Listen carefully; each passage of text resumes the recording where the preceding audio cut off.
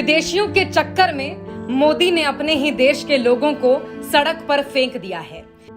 ये डबडबाई आंखें, सड़क पर बैठी लाचार महिलाएं और मलबे के ढेर में अपना सामान तलाश करते ये लोग इसी देश के बाशिंदे हैं। इनकी जिंदगी में G20 शिखर सम्मेलन से भूचाल आ गया है।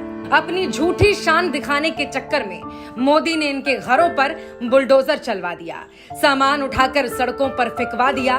एक तरफ हमारे देश में आए विदेशी मेहमानों के साथ पीएम मोदी चमचमाते सोने चांदी के बर्तनों में 56 भोज खा रहे हैं, तो वहीं इन गरीबों को अब एक वक्त का खाना भी मयस्सर नहीं है। दशकों से यहाँ झुग्गियों में रह रहे इन लोगों को मोदी ने सड़क पर ला दिया है।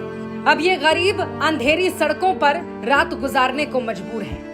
सिर ढकने के लिए इनके पास जो कुछ था वो तो साहब ने अपनी झूठी शानो शौकत के चक्कर में उजाड़ दिया।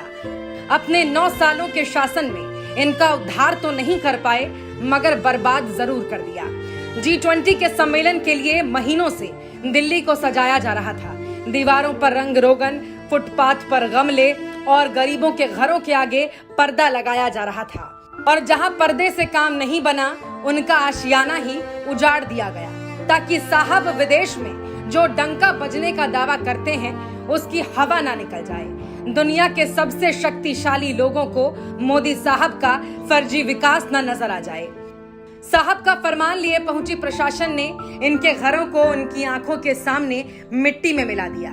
उनके रहने की कोई व्यवस्था नहीं की गई। अब छोटे छोटे बच्चों के साथ पूरा परिवार दर दर भटक रहा है, और उधर मोदी जी दुनिया के सामने फर्जी वाहवाही लूट रहे हैं। सबका साथ कहकर सत्ता में तो आए और अब केवल अपना विकास और अपने मित्रों का विकास कर रहे हैं।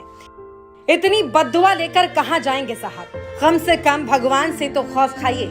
इनमें से बहुत से लोगों ने वोट देकर आपको प्रधानमंत्री की कुर्सी तक पहुंचाया है, लेकिन इनका कसूर सिर्फ इतना है ना कि ये गरीब हैं, और इस देश के राजा को गरीब पसंद नहीं है। गरीबों को तो आप कीड़े मकोड़े समझते हैं। 2024 में इंसाफ होकर रहेगा। ये गरीब आपको माफ नहीं करेंगे मोदी जी।